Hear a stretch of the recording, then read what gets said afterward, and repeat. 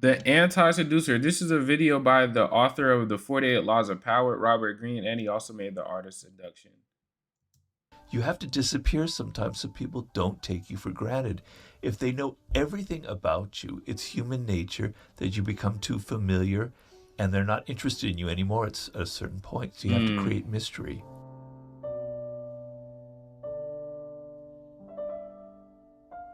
Some people are good seducers. And it could be not just for sex, it could be socially or politically. They're very calm. They know how to tell a good story. They have charisma. They have energy. Their face lights up. They know how to say the right things. They attract you. Yeah. Okay? But there are people who do the opposite. They say the wrong things. They do the wrong things. They dress the wrong way. They take you to the wrong places. Yo, They he's repel cooking you. on these people, bro. God They're dang. anti-seductive. Anti-seductive. Nobody wants to be around them, right? And so what are the qualities that make a person anti-seductive? So one of them are people who talk too much, who are always bragging, who always have a story to tell. In the realm of seduction, women often complain of men who explain. They explain everything. They explain exactly what you're doing, what you mean, right? Shut up. The feeling is mutual. The same goes for women who talk. Just humans in general who just talk all the freaking time. Shut up, please. Just one of the best ways I learned to look at talking is like having intention with anything I do in life. It's like walking. Like more times than not, you're not just gonna like walk around your house for no reason, right? Whenever I'm talking to people, I want to have an intention behind talking to them. What point am I trying to get to? Which situation am I trying to, you know what I'm saying, get to with this talking? Whether that's with a woman, whether that's with my mom, my brother, my friend. Like, why? I'm not just talking to people just for the sake of talking to people. At least all the time. Like, I just want to. Am I checking in on you? Something like that. I'm not just yapping. Just like yapping. I get what he's saying. Like, don't just be out here yapping type shit. Have an intention with what you're saying. They call it mansplaining. Okay? So This is not just for men though. Yo, the girls, bro. I've met so many girls that are airheads and just so full of themselves and just and so this the feeling's mutual on both sides. people who tell you everything, who are doing 95% of the talking, Just a they big don't turn think off. they are. They're extremely anti-seductive. Big turn off. People Yeah. who moralize, who tell you you're wrong, this is what you need to do, this is what's good, this is what's bad, that's anti-seductive, right? Let people live their lives how they want to live their lives. Don't be mad at somebody because they're not living their life the way you would want them to live. But also on the same side of that, don't let nobody else make you feel bad, or don't let nobody else try to strong arm you, make you feel bad for living your life the way you want to live yours. We all got to live our own lives at the end of the day. They preach to you. People who are always bragging about themselves like they're so great, Yeah. that's a very anti-seductive quality. It's annoying. I think being vulgar is an anti-seductive quality because Vulgar? it's like you have no self-control. You don't look at yourself and realize that what you're saying or how you're dressing or how you're looking is actually. I think I don't believe so. I guess it's a certain amount of people. I guess it depends on who you're trying to seduce at the same time, who you're trying to, I guess, get to like you. It's like, bro, I think being vulgar, being extremely authentic with the way you dress, not being a cookie cutter and not being the quote unquote right or the comfortable thing. I think on the opposite side of that, it can actually work in your favor, and you can seduct or whatever, attract the right people that believe that as well, like the Doechis, the Tyler the Creators, the Sminos, the conscious right, like those type of people, right, who are different and abstract and they're vulgar and they don't give a f. Like those people, they have their crowd as well that they seduce. So I think it all depends on who you're trying to attract. Kind of off-putting, right? So a seductive person is self-aware. They're self-aware of their body language, the clothes that they wear, of how they talk. The anti-seductive person has no self-awareness. They enter life, they don't look in a mirror, they don't think about what they're saying. They just think they're being natural and they offend a lot of people. Okay. We've definitely. I think though as well, going through life, like again, being your authentic self, you're going to offend people. You're going to let people down. You're going to not be able to be what everybody needs you to be at the right time because you're operating for yourself. Like I'm gonna let him finish. Let's hear what he got to say first before I make a point. Definitely met all those types and been all of those types at varying points as well.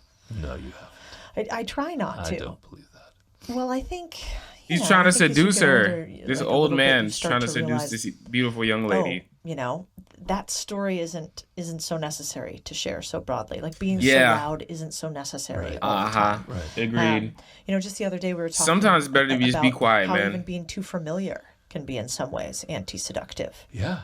And that's kind of what you talked about before, which is this little bit of, there's almost like some sort of removal, a slight, what would you call that? A little bit of air of mystery. Yeah.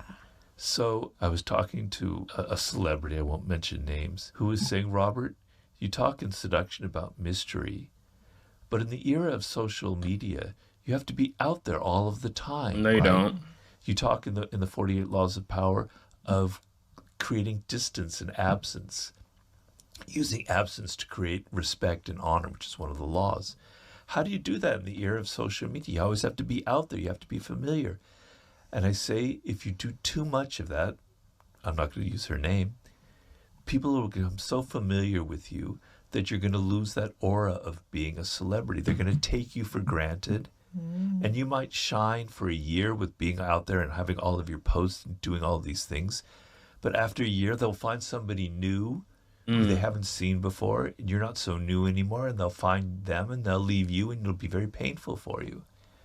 You have to keep people on their heels. They can't know everything about you. And what I said is, disappear for a couple weeks. Make people talk about you. Make people wonder, why is she not posting as much? Why are we not seeing what she's wearing in the morning and having for breakfast and all these other things?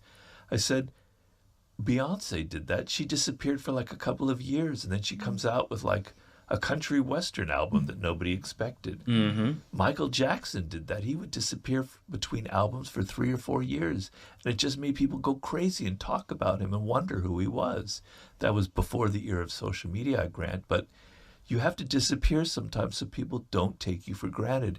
If they know everything about you, it's human nature that you become too familiar and they're not interested in you anymore at a certain point. So you have to create mystery. Man. Do you think you have to do that in interpersonal relationships too? Yes. How does one create mystery, let's say, in a relationship? Well, it's that you think of doing something that's going to surprise the other person. Now, nobody knows you completely. Your husband doesn't know every single thing about you, Cody. He didn't know you before you got married. He didn't know all your previous boyfriends and everything, and some of the naughty things that you've done in your life. Robert. No former boyfriends. Perfect saint. Oh, Over here. right. Like, I believe that. So he doesn't know these things. He doesn't know you completely. So if you give him a sense of, I'm sorry, what's his name? Chris. I forgot.